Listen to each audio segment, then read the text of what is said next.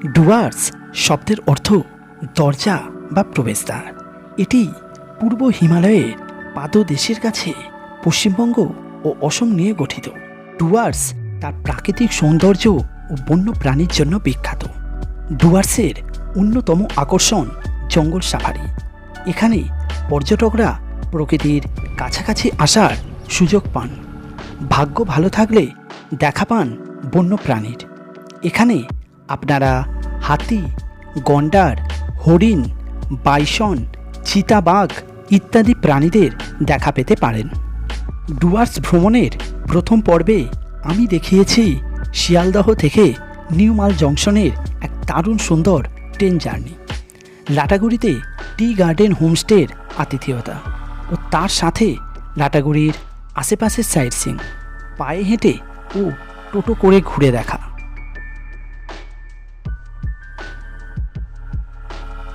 আজ আমরা করব জঙ্গল সাফারি, সঙ্গে মেতলা ওয়াচ টাওয়ার এবং তারপর ডুয়ার্সের জনপ্রিয় 7 পয়েন্টস।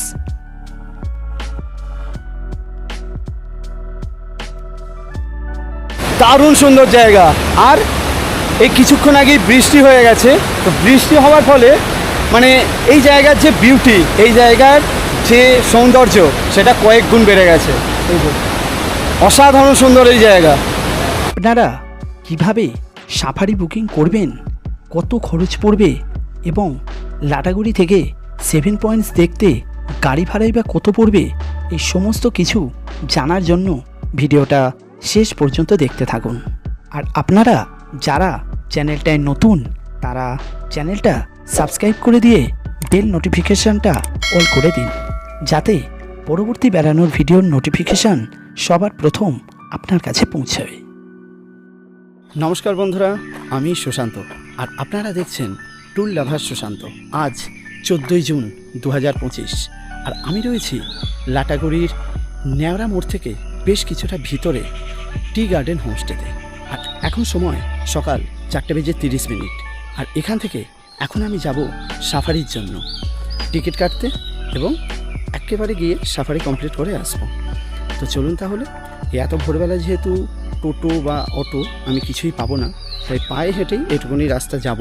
15ই জুন থেকে 15ই সেপ্টেম্বর কিন্তু এই জঙ্গল সাফারি সম্পূর্ণরূপে বন্ধ থাকে। আজ হচ্ছে 14ই জুন, আজকে হচ্ছে লাস্ট ডেট।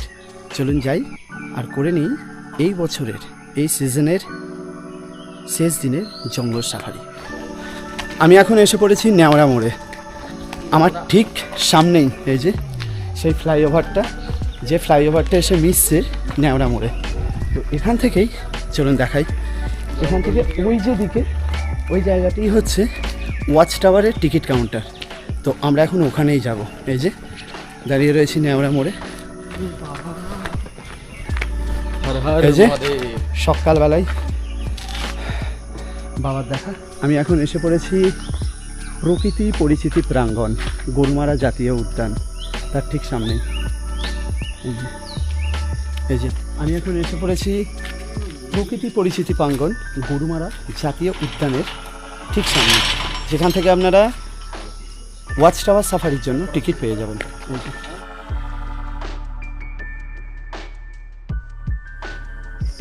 এটাই হচ্ছে এই ওয়াচ টাওয়ার সাফারির জন্য টিকিট কাউন্টার। এই যে টিকিট কাউন্টারের প্রবেশের সাথেই প্রথমেই যেটা দেখতে পাচ্ছি থার্সডে ক্লোজ, মানে বৃহস্পতিবার কিন্তু এই সাফারি সম্পূর্ণরূপে বন্ধ থাকে। রেড চার্টটা দেওয়া আছে, সেটা দেখে নেওয়া যাক।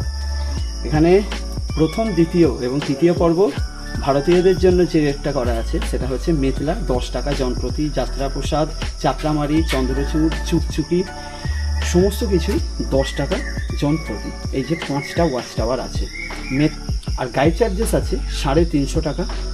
সে মোষের গাড়ি, তার জন্য থাকছে 7 টাকা জনপ্রতি। গরুমারা জাতীয় উদ্যান পর্যটক পরিবহনের নির্ধারিত মূল্য। তো লাটাগুড়ি থেকে যাত্রাপ্রসাদ 1330 টাকা। লাটাগুড়ি এটা হচ্ছে জিপসির ভাড়া, মানে এই ভাড়াটা প্লাস ওই এন্ট্রি ফি এবং গাইড চার্জেস এই পুরোটা যোগ হবে, হলে তবেই ওয়াচ টাওয়ার যে সাফারির জন্য টোটাল পেমেন্টটা আমাদের হবে। এখানে ফরেস্টের ভিতরে যে সমস্ত জায়গায় কালীপুর ইকো রিসর্ট বা ধূপঝড়া ইকো রিসর্ট, মৌচাকি ইকো রিসর্ট বা পানঝরা ইকো রিসর্ট, এই সমস্ত জায়গায় কীভাবে আপনারা বুকিং করবেন সেটা সম্পূর্ণ তথ্য এখানে লেখা আছে। এই দেখুন, এখন সময় 5:30 আর টিকিট কাউন্টার এখন খুলে গেছে। একটি জিপসিতে 6 জন সাফারি করতে পারবেন। যে কোনো একজনের গভর্নমেন্ট আইডেন্টিটি প্রুফ দিয়ে ফর্ম ফিল আপ করতে হবে। আমাদের জিপসির টিকিট কাটা ও ফরেস্টে প্রবেশের পারমিট বানানো হয়ে গেছে। টিকিট ও পারমিটের সঙ্গে 4 জনের জন্য 4 প্যাকেট ধূপ গিফট দিয়েছে। টিকিট কাটার পর কাউন্টারের পাশেই এইখানে নাম নথিভুক্ত করতে হবে এবং এখান থেকেই জিপসি ও গাইড অ্যালট করা হবে। এখন সময় সকাল 6টা আর আমরা আমাদের মেতলা টাওয়ার জঙ্গল সাফারি শুরু করলাম। এই সাফারির ক্ষেত্রে প্রথমে 12 কিলোমিটার জঙ্গলের মধ্য দিয়ে গিয়ে আমরা পৌঁছাবো কালীপুর ইকো রিসর্টে, আর তারপর সেখান থেকে মোষের গাড়ি করে আমরা যাব মেতলা টাওয়ার। আমরা জঙ্গলের মধ্যে প্রবেশ করছি। এই যে সামনেই যে একটা গার্ডপোল ছিল সেইটা ভেঙে গিয়েছে, সেটাকে এখন সরানো হচ্ছে। আমরা চলেছি গরুমারা জাতীয় উদ্যানের ভিতর দিয়ে। আমার পাশেই রয়েছে শুভজিৎ, আমার পিছনেই সৌরভ এবং সব শেষে রয়েছে সুমন। আর আমরাই হচ্ছি আজকের এই মেতলা ওয়াচ টাওয়ার সাফারির প্রথম গাড়ি, যেটা জঙ্গলের মধ্যে প্রবেশ করছে। তার ফলে কী হবে, অ্যানিম্যাল সাইটিংয়ের যদি কোনো চান্স থেকে থাকে সেটা আমাদের জন্য কিছুটা হলেও বেড়ে গেল। এইখানটা একটা কাঠবিড়ালি দেখুন, ওই যে গাছের উপরে দূরে কালো রঙের একটি বন্য কাঠবিড়ালি গাছের আড়ালে চলে গেল। এটা অন্য টাইপের একটা কাঠবিড়ালি। এখানকার আমাদের সামনে থেকে সূর্য মামা উঠে গিয়েছে আর জঙ্গলের ভিতরে সেই আলো ছায়ার খেলাটা চলছে। দারুণ সুন্দর লাগছে জায়গাটি। মোটামুটি জঙ্গলের ভিতরে 13 কিলোমিটার আমরা যাব, গিয়ে তারপরে সেখানে থাকবে মোষের গাড়ি, যেটা করে কিছুটা যাবার পরেই আমরা পৌঁছাবো মেতলা টাওয়ারে।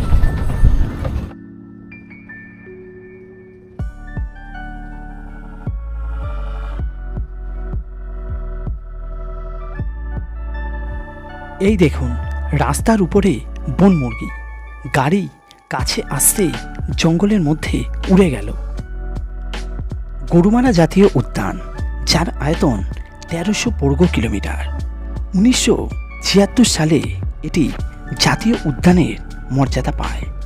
এই জঙ্গলে শাল, সেগুন, শিমুল, পলাশ, এলিফ্যান্ট ঘাস ইত্যাদি দেখতে পাওয়া যায়।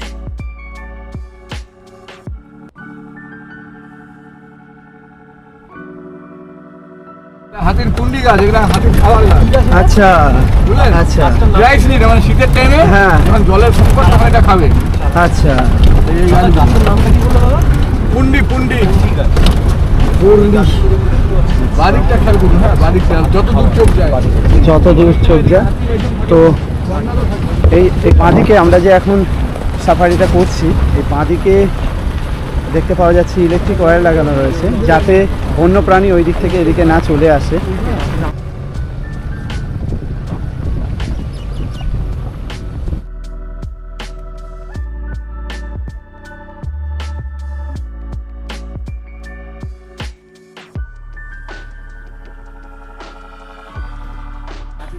আমরা এখন এসে পড়েছি আমাদের এই জঙ্গল সাফারির সেকেন্ড পয়েন্টে।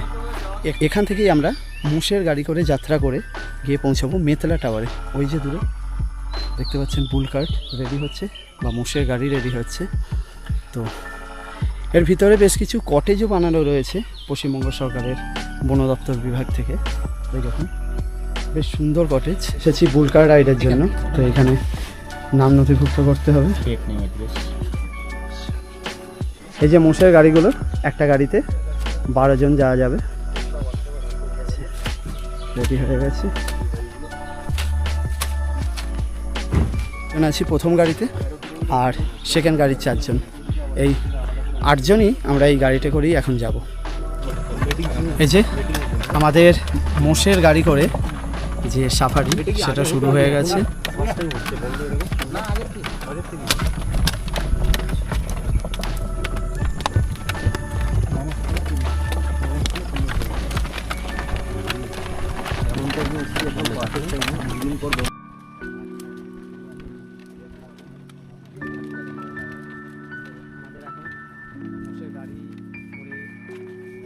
এই অবধি আসবে, এরপর থেকে আমরা এসেছি মিথিলা ক্যাম্প পর্যন্ত। আস্তে মিথিলা ক্যাম্প পর্যন্ত এলাম। এইগুলো হচ্ছে পোষা কি হাতি, কুনকি হাতি। এই যে পোষা কুনকি হাতি। এখানে কতগুলো আছে? এখানে 4-5খানা কুনকি হাতি রয়েছে পোষা।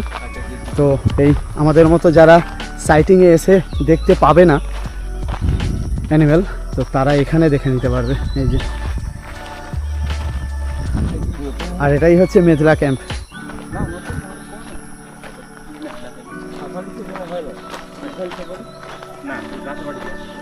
এই যে আমাদের গাইড দাদা শ্রী ওরাও, ইনি আমাদের গাইড করে নিয়ে যাচ্ছেন। দেখছেন, এটা হচ্ছে টোটালি গ্রাস লাইন। টোটালি গ্রাসল্যান্ড না? একবারে পাশে আপনি সল পয়েন্ট করা আছে, সল পয়েন্টের মধ্যে সলফিট করা আছে না? সল ফিট করা আছে। সল ফিটের মধ্যে লবণ, গুড়, লবণ আর গুড়, দুটো জিনিস মিক্সচার করে দেওয়া হয়। আচ্ছা, লবণ গুড় খাবারের জন্য ফরেস্টের ভিতর থেকে মিনেশা সব বেরিয়ে আসে। আমরা যেরকম লবণটা খাচ্ছি সেরকম প্রত্যেকটা এনিমেলসেরই মানে লবণের দরকার পড়ে। সারাদিন ঘাস আচ্ছা আচ্ছা আচ্ছা আচ্ছা, এক সময় এই লবণটা খেতে হবে। সেই জন্য টাওয়ারের পাশে সল পয়েন্টটা করা আছে। আচ্ছা, সেটার জন্যই মানে এনিমেলসরা মানে ওখানে আসে, ডাইজেস্টে পাওয়া যায়। আচ্ছা।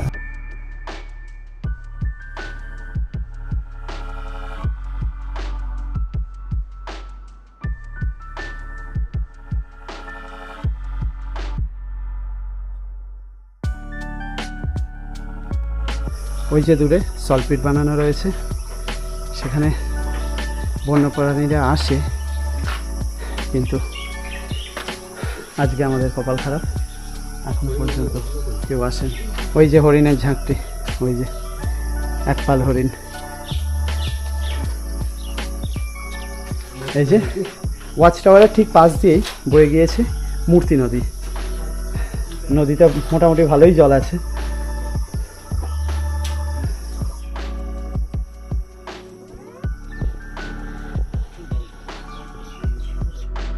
ফরেস্ট ডিপার্টমেন্ট থেকে 3টি হাতি পেট্রোলিংয়ে বেরিয়েছে, কোনোভাবে কোনো জন্তু জানোয়ার অসুস্থ হয়ে আছে নাকি সেটা দেখার জন্য। এই পেট্রোলিং প্রতিদিন 2বার করে হয়।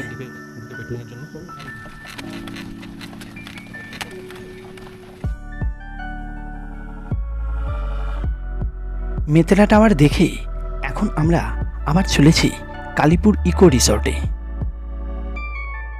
এইখান থেকে মোষের গাড়ি করে যে মেথলা টাওয়ার অবধি যাওয়া আর সেখান থেকে আবার আসা, এর জন্য পুরো সময়টা লাগলো যেটা, সেটা হচ্ছে 1 ঘন্টা 30 মিনিট। আমরা এখন রয়েছি কালীপুর ইকো রিসর্টে। এখানে রিসর্টের রঙিন কটেজগুলো খুব সুন্দরভাবে সাজানো। তো আপনারা যদি এখানে আসেন, এই জায়গাতে চাইলে স্টে করতে পারেন। তো একদম ফরেস্টের ভিতরে এই জায়গায়।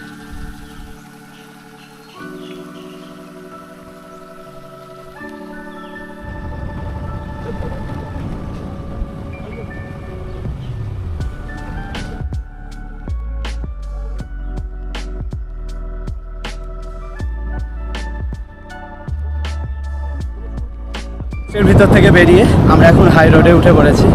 এই হাই রোড ধরে 5 মিনিট গেলেই টিকিট কাউন্টার, যেখানে আমাদের আজকের এই watch tower, Methla watch tower safari শেষ হবে।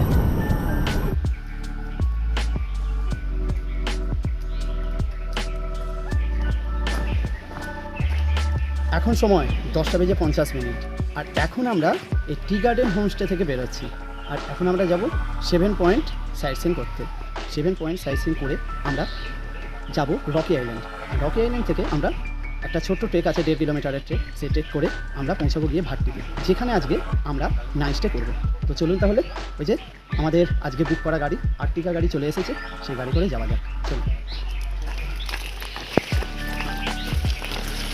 তোমার ফোন নম্বর তো আমি ডিসক্রিপশন বক্সে দিয়েই দিচ্ছি, ভিডিওতে দিয়েই দিচ্ছি। যারা এই হোমস্টেতে আসতে চাইবে তারা তোমার সঙ্গে যোগাযোগ করে নেবে বা পাপ্পুদার সঙ্গে যোগাযোগ করে নেবে। ঠিক আছে, আসি তাহলে। তাহলে তোমার নাম কি? পবিত্র। পবিত্র। তোমার ফোন নম্বরটা কি আছে? ফোন নম্বর 8170926970। আচ্ছা, তুমি এখানে এই লোকাল সাইট সিন করা, তাই তো? 7 পয়েন্টটা করা। তাহলে কেউ যদি আসে তোমার সঙ্গে যোগাযোগ করে নিতে পারবে। অবশ্যই অবশ্যই। ঠিক আছে, চলো তাহলে শুরু করা যাক।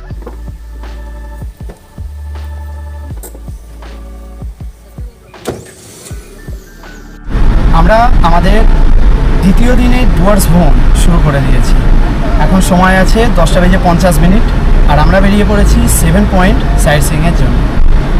আমরা এখন এসে পৌঁছেছি লাটাগুড়ি নেওড়া মোড়ে। আর এখান থেকে আমরা প্রথমেই যাব মূর্তি। চলুন, আমরা এখন চলেছি গরুমারা ফরেস্টের ভিতর দিয়ে একটি ভিউ পয়েন্টের পথে। আর এই যে পাশেই রয়েছে পবিত্রদা, আমাদের আজকে গাইড কাম ড্রাইভারদা। তো পবিত্রদা, মোটামুটি এই সাইট সিইংটা করতে কতক্ষণ সময় লাগবে? মোটামুটি এই সাইসিং করতে আমাদের পুরো 5টা-6টা বেজে যাবে। 5টা-6টা বেজে যাবে। আচ্ছা, পুরো দিন। আচ্ছা, পুরো দিন লেগে যাবে। হ্যাঁ, আমরা তো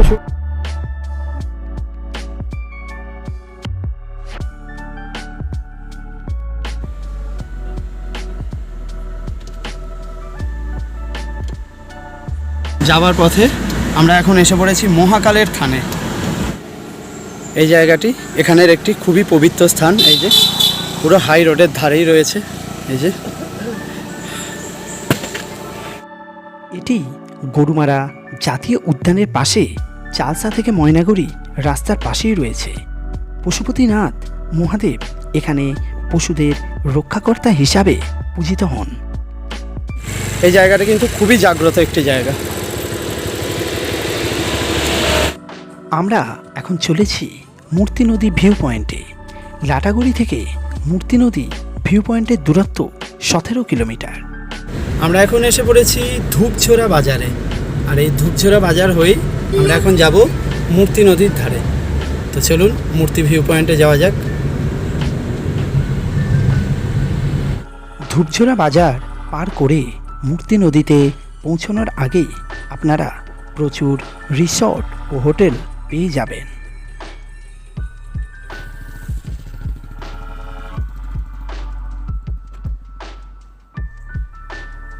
আমি এখন এসে পড়েছি মূর্তি ভিউ পয়েন্টে। এই যে ঝোরা বাজার পার করেই বেশ কিছুটা এলেই রয়েছে এই মূর্তি ভিউ পয়েন্ট।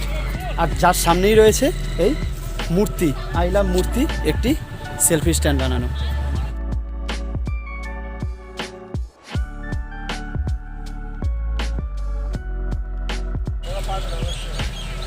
এই যে দেখতে পাচ্ছেন সবাই পায়ে হেঁটে মূর্তি নদী পার করছে।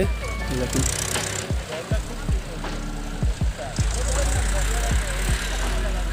চলুন আমি একটু সামনেটা যাই। পুরো স্বচ্ছ কাঁচের মতো জল।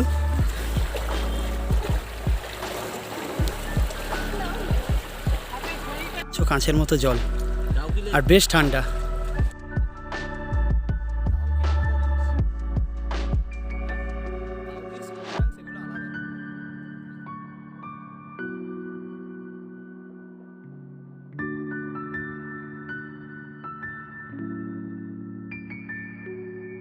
কোথায় যাবো এখান থেকে? এখন এখান থেকে আমরা ঝালংয়ের দিকে যাচ্ছি। এখান থেকে আমরা সোজা ঝালং যাবো, তাই তো? ঠিক আছে, চলো।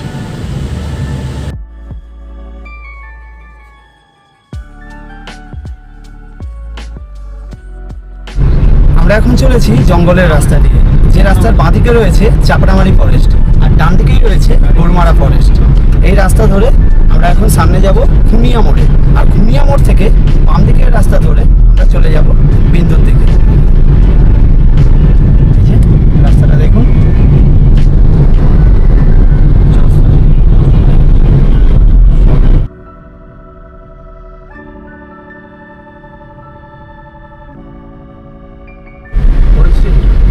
আমরা আমরা এখন এসে পড়েছি খুনিয়া মোড়ে, আর এই খুনিয়া মোড় থেকে এই বাম দিকের রাস্তা দিয়ে আমরা এখন যাচ্ছি ঝালং বিন্দুর দিকে। এখান থেকে ঝালং 24 কিলোমিটার এবং বিন্দু 32 কিলোমিটার।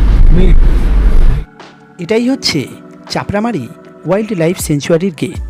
এর ভিতরে জঙ্গল সাফারির মাধ্যমে ও ওয়াচ টাওয়ার থেকে আপনারা বন্য প্রাণী দেখতে পারবেন। আমরা মেতলা ওয়াচ টাওয়ারের জন্য যেখান থেকে টিকিট ও পারমিট করেছিলাম সেখান থেকেই আপনারা টিকিট কাটতে পারবেন।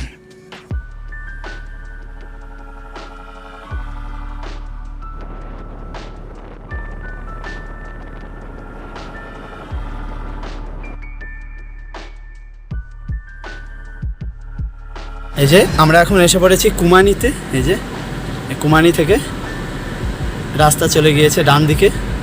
এই রাস্তা ধরেই এখন আমরা যাব বিন্দু আর ঝালংয়ের দিকে।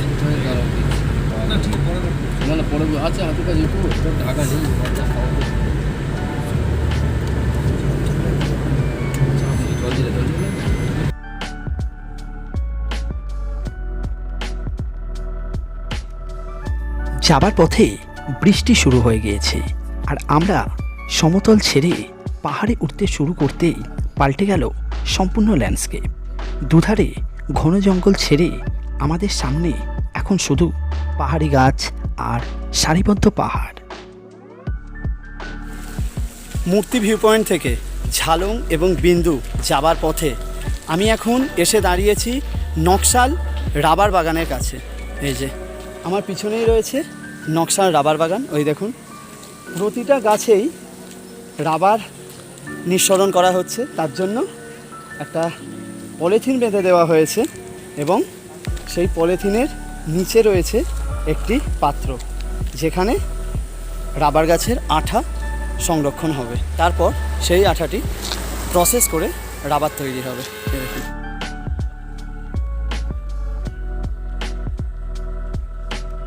এই জায়গাটি পুরোটা রাবার গাছে ভর্তি। তো এটাই মূর্তি ভিউ পয়েন্ট থেকে ঝালং বিন্দু যাবার পথেই এই জায়গাটি পড়ে। তো আপনারাও যখন যাবেন এই জায়গাটি দেখে নেবেন। চলুন তাহলে এগোনো যাক।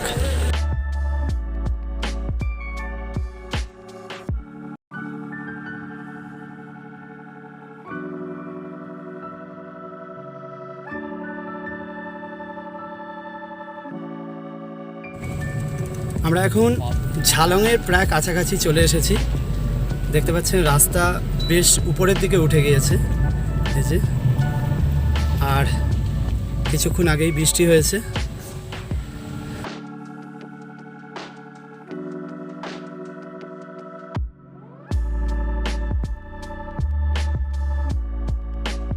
আমি এখন এসে পড়েছি গৈরিবাসে, গৈরিবাস ভিউ পয়েন্টের কাছে।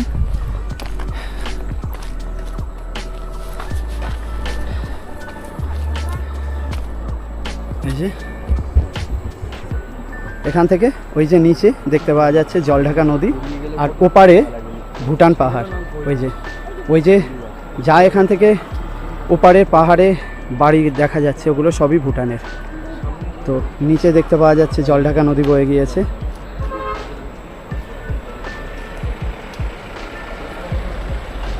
প্রাকৃতিক সৌন্দর্যে মোড়া ডুয়ার্সের 7 পয়েন্টসের মধ্যে এটি অন্যতম।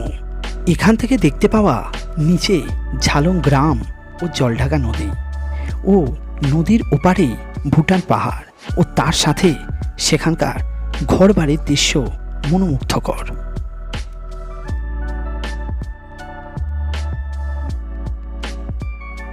গৈরিবাস পাশেই রয়েছে একটি রেস্টুরেন্ট, আর তার পাশ থেকেই এখান থেকে সুন্দর ভিউ দেখতে পাওয়া যাচ্ছে।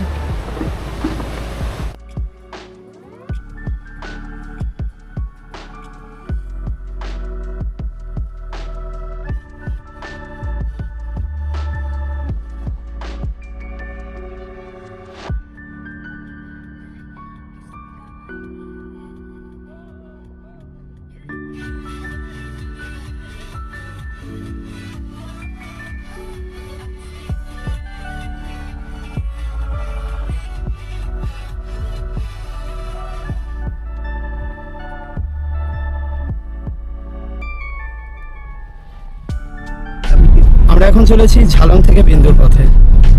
আর এই ঝালং থেকে বিন্দু যাওয়ার যে রাস্তা, সেই রাস্তা কিন্তু খুব একটা ভালো নয়। রাস্তার পজিশন খুবই খারাপ। আর এই রাস্তায় যাওয়ার সময় বেশ কিছু ওয়াটার ক্রসিং রয়েছে, যেগুলো পার হতে হবে।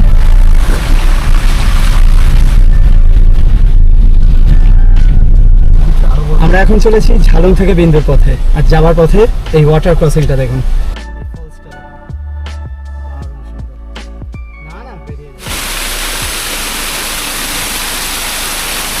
এইটা এই যে উপরে সামনে যেটা রয়েছে, এটা কিন্তু কোনো ফ্লাইওভার কিছু না।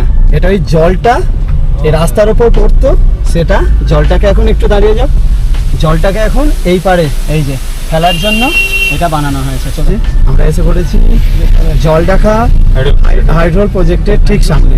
এই যে এটা হচ্ছে জলঢাকা হাইড্রোল প্রজেক্ট। এইবারে দেখুন এখানে ছোটবেলা ভূগোল পড়েছেন অনেকে জলঢাকা যেটা কি বাংলা কি বলে জলবিদ্যুৎ কেন্দ্র। জলবিদ্যুৎ। আমি এখন এসে পড়েছি জলঢাকা হাইড্রোল প্রজেক্টের ঠিক সামনে, বা জলঢাকা জলবিদ্যুৎ কেন্দ্রের ঠিক পাশেই। আমার বাম দিকেই রয়েছে জলঢাকা জলবিদ্যুৎ কেন্দ্র, আর আমার ডান দিকেই রয়েছে এই যে জলঢাকা নদী। দেখুন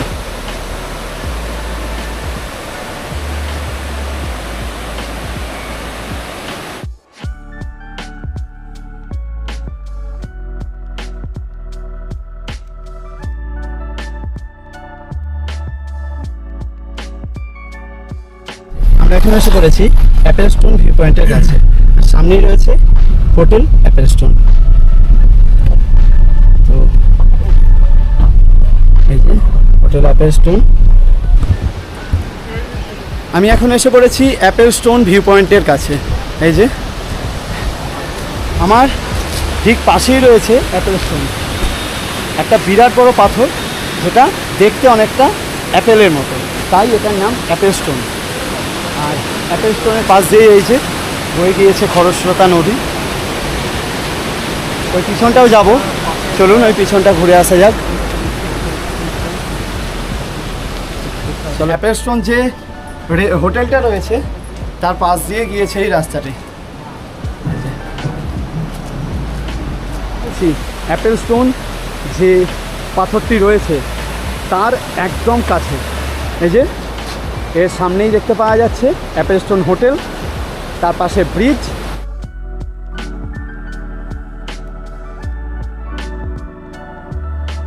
আর তার পাশে এই যে অ্যাপেল স্টোন পাথর।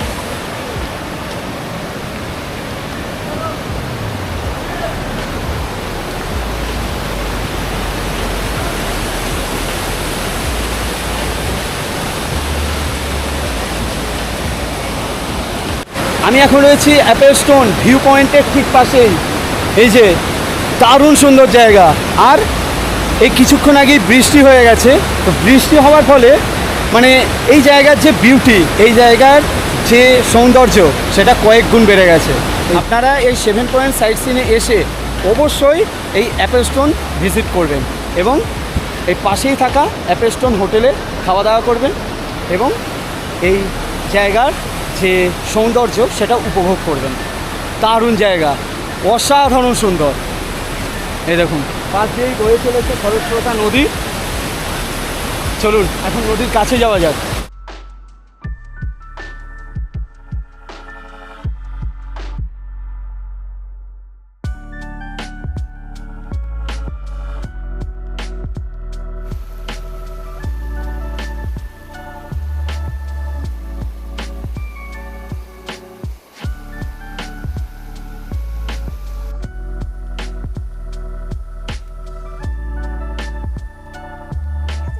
আমি দাঁড়িয়ে রয়েছি অ্যাপেল স্টোন হোটেলে, আর ঠিক সেই সময়ই বৃষ্টি শুরু হয়ে গিয়েছে। এই দেখুন বৃষ্টি পড়ছে,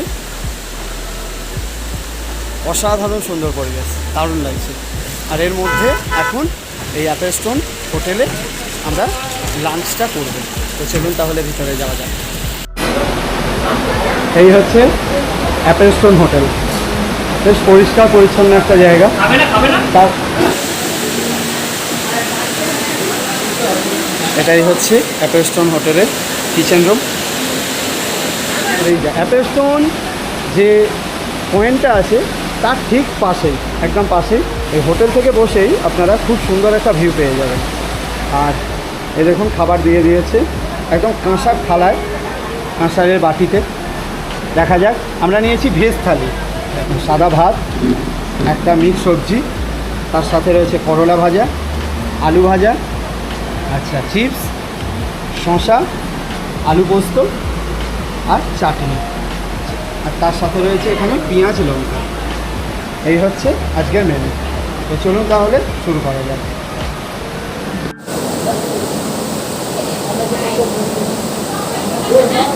মিক্স সবজি, হচ্ছে করলা ভাজা।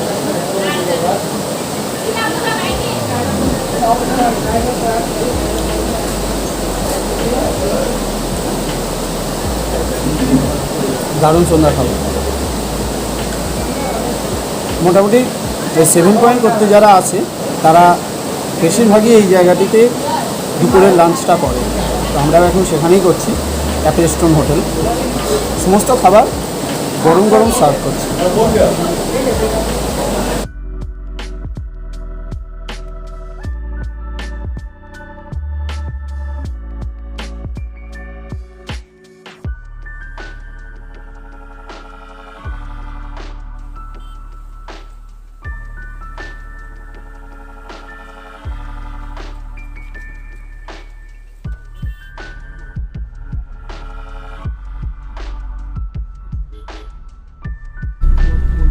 আমরা এখন চলেছি বিন্দুর পথে। অ্যাপেল স্টোন দেখে আমরা এখন চলেছি বিন্দুর পথে। তো অ্যাপেল স্টোন থেকে বিন্দু যেতে মোটামুটি পবিত্র কতটা সময় লাগবে? 15 মিনিট সময় লাগবে। আচ্ছা, তো আমরা অ্যাপেল স্টোনে দুপুরে লাঞ্চ করলাম, করে কিছুটা রেস্ট নিয়ে এখন চলেছি বিন্দুর পথে।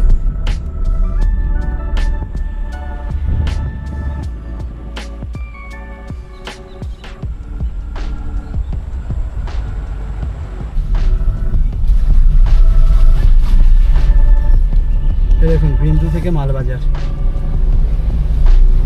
শেয়ার গাড়ি চলে, সেই শেয়ার গাড়ি দাঁড়িয়েছিল। মালবাজার বাসস্ট্যান্ড থেকে শেয়ার গাড়ি করেও আপনারা বিন্দু আসতে পারেন। নিউ মাল জংশন থেকে বিন্দুর দূরত্ব 50 কিলোমিটার এবং নিউ জলপাইগুড়ি স্টেশন থেকে বিন্দুর দূরত্ব 105 কিলোমিটার। গাড়ি দাঁড়িয়ে রয়েছে।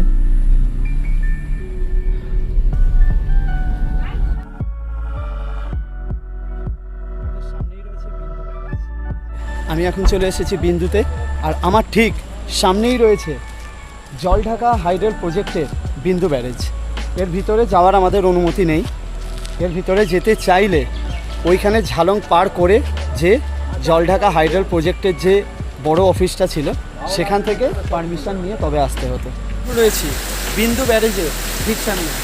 ব্যারেজ এখন বন্ধ করা রয়েছে, কিন্তু এই পাশ দিয়ে অল্প কিছুটা জল ছাড়া হচ্ছে।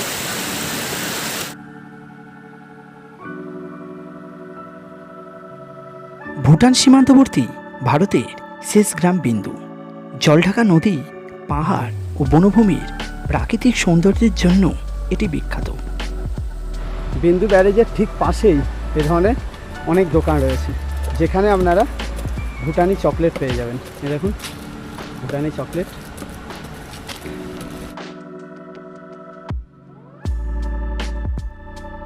বিন্দুতে প্রচুর দোকান রয়েছে, যেখান থেকে আপনারা শীতবস্ত্র, ঘর সাজানোর সামগ্রী, গিফট আইটেম ছাড়াও প্রতি দোকানে পেয়ে যাবেন ভুটানি চকলেট। এছাড়াও রয়েছে ছোটোখাটো নার্সারি। এই 7 পয়েন্টস সাইট সিইং করতে মোট সময় লাগে 8 থেকে 9 ঘন্টা। আমি গাড়ি বুকিং করেছিলাম টি গার্ডেন হোমস্টের পাপ্পুদার কাছ থেকে। আমার ভাড়া পড়েছিল 2600 টাকা।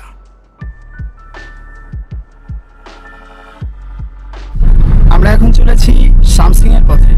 কুমারী মোড় থেকে ডান দিকের রাস্তা ধরে আমরা গিয়েছিলাম বিন্দুর দিকে, আর সেই কুমারী মোড় থেকেই বাম দিকের রাস্তা ধরে এখন আমরা চলেছি শামসিংয়ের পথে।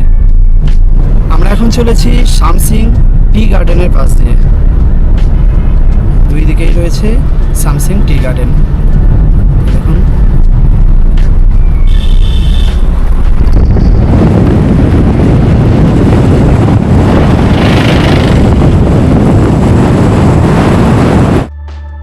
সামসিং তার মনোরম প্রাকৃতিক পরিবেশ, পাহাড় ও সবুজ চা বাগানের জন্য বিখ্যাত।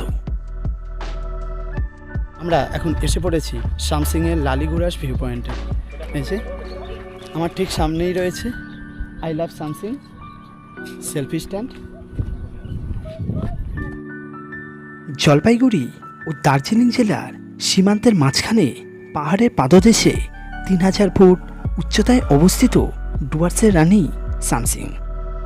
নিউ মাল জংশন স্টেশন থেকে সামসিংয়ের দূরত্ব 26 কিলোমিটার এবং নিউ জলপাইগুড়ি স্টেশন থেকে সামসিংয়ের দূরত্ব 82 এই জায়গায় কিলোমিটার। দাঁড়িয়ে নিচে যে স্পটটা দেখতে পাওয়া যাচ্ছে সেটাই হচ্ছে লালিগুড়াস পিকনিক স্পট। এখানে কিন্তু শীতকালে প্রচুর মানুষ পিকনিক করতে আসে। ওই যে একদম নদীর পাড়ে ওই জায়গাটা কিন্তু দারুণ সুন্দর, মানে ওই জায়গায় যদি যাওয়া যায় বেশ ভালো লাগবে। দেখি, হাতে সময় খুব কম, কারণ এখান থেকে আমাদের যেতে হবে রকি আইল্যান্ড, আর রকি আইল্যান্ড থেকে ট্রেক করে আমরা উঠবো ভাট্টি। তো দেখি সময় কতটা আছে যদি, আর আপনারা এলে অবশ্যই ওই নিচে যাবেন, ওটা হচ্ছে লালিগুড়াস পিকনিক স্পট। ভিডিওটা ভালো লেগে থাকলে একটা লাইক ও শেয়ার করে দেবেন। দেখা হচ্ছে পরবর্তী ভিডিও ডুয়ার্সের লুকোনো রত্ন ভাট্টিতে। নমস্কার।